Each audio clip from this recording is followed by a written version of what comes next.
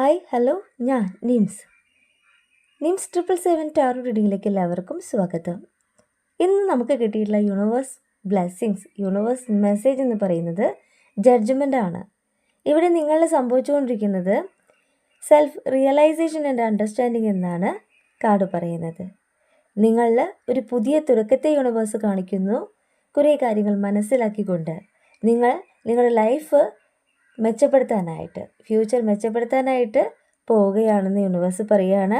ഇവിടെ നിങ്ങൾ സത്യത്തെ മുറുകെ പിടിക്കുന്നു, യൂണിവേഴ്സ് നിങ്ങളുടെ കൂടെയുണ്ടെന്ന് ആദ്യത്തെ കാർഡ് പറയുകയാണ്. Second card queen of cups കാർഡാണ്. നിങ്ങളുടെ ഇമോഷനെയാണ് യൂണിവേഴ്സ് ഈ കാർഡ്സിലൂടെ പറയുന്നത്.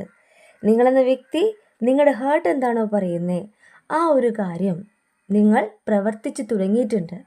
നിങ്ങളുടെ മനസ്സ് നിറയെ സ്നേഹമാണ് കാണിക്കുന്നത്. കാരണം എല്ലാവരെയും നിങ്ങൾ സ്നേഹിക്കാൻ പഠിച്ചുകൊണ്ടിരിക്കുകയാണ്. ഇപ്പോൾ ആരോടും ദേഷ്യവും വൈരാഗ്യമൊന്നുമില്ല.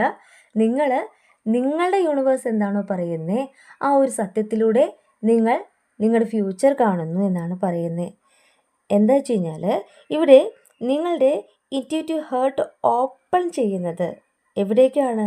ഡീപ്പ് ലവിലേക്കാണെന്ന് യൂണിവേഴ്സ് പറയുകയാണ്. അങ്ങനെ നിങ്ങളിലേക്ക് സംഭവിക്കുമ്പോൾ നെക്സ്റ്റ് കാർഡ് പറയുന്നത് ഏസ് ഓഫ് പെൻഡകളാണ്.